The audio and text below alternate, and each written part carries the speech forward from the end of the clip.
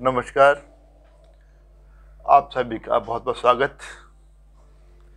आज का हमारा विषय है mid phalange of Saturn finger. ये हमारी हथेली, इस हथेली में ये जो सबसे लंबी उंगली है, बीच की मध्य उंगली, ये है सैटर्न फिंगर। और इस सैटर्न फिंगर में ये टॉप फैलेंज हम कल जिक्र कर चुके हैं। आज का हमारा विषय है मिड फैलेंज और कल हम लेंगे बेस फैलेंज के बारे में।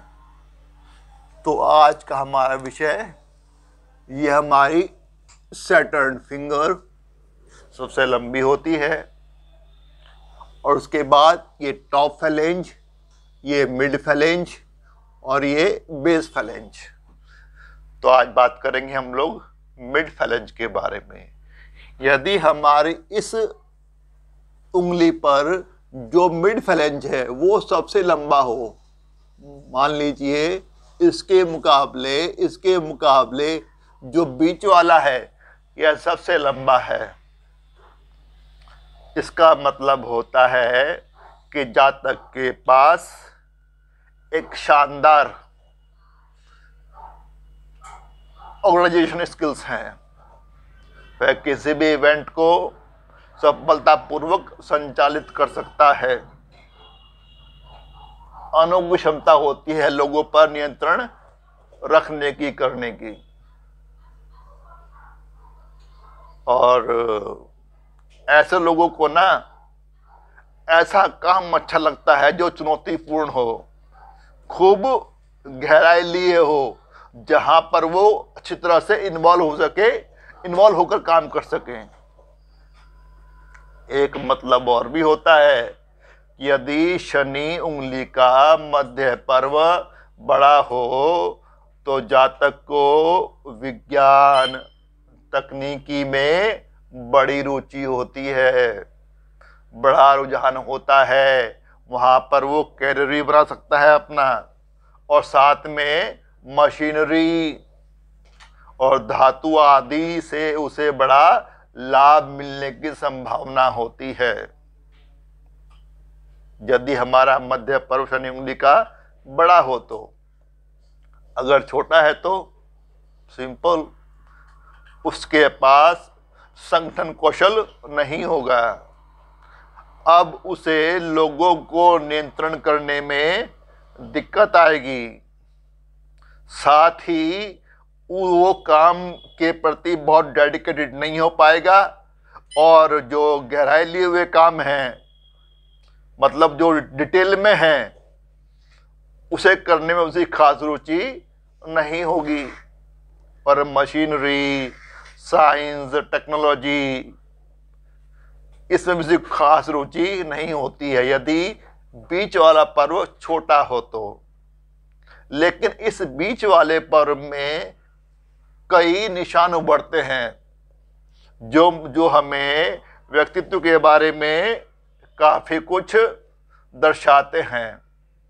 मान लीजिए यह पर्व बीच वाला, यहाँ पर एक रेखा हो सीधी, और वो ऊपर की संधि भी काट रही हो, नीचे वाली संधि को भी काट रही हो,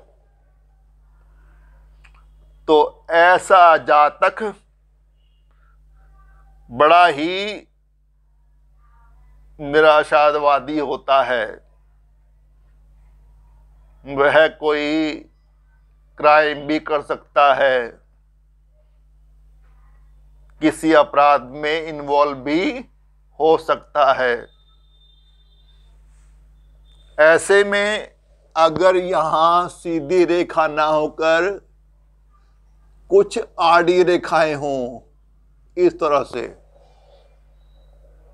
तो इसका मतलब है कि जातक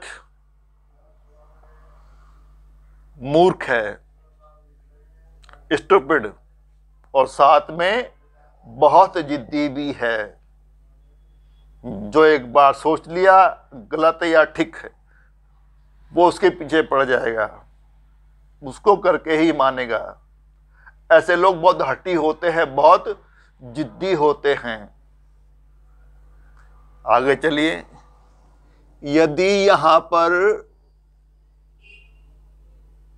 कोई क्रॉस बन जाए,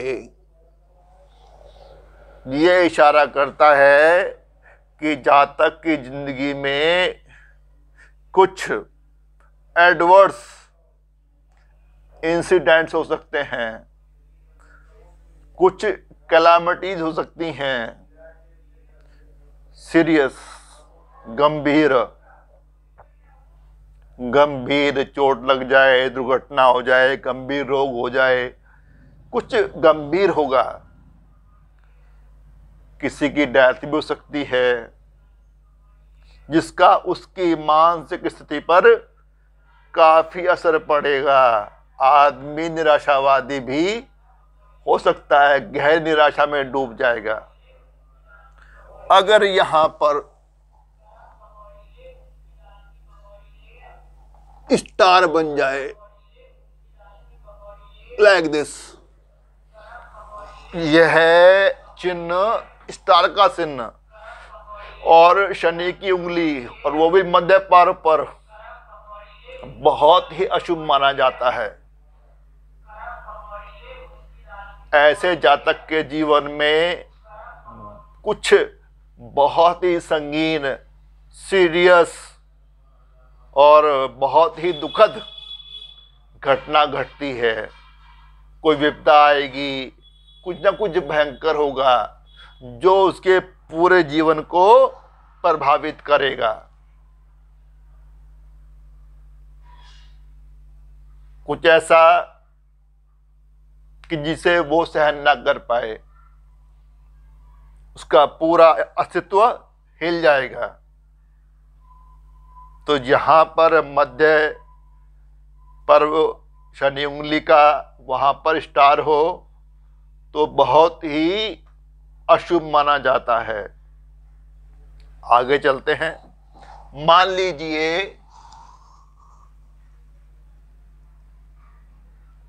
यहां पर एक ट्रायंगल हो। ट्रायंगल का मतलब है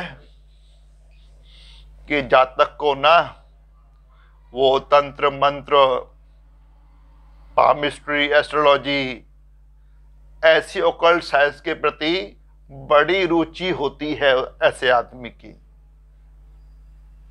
और उसकी बड़ी इच्छा, तमन्ना होती है इन ओकल्ट साइंस को सीखने की भी।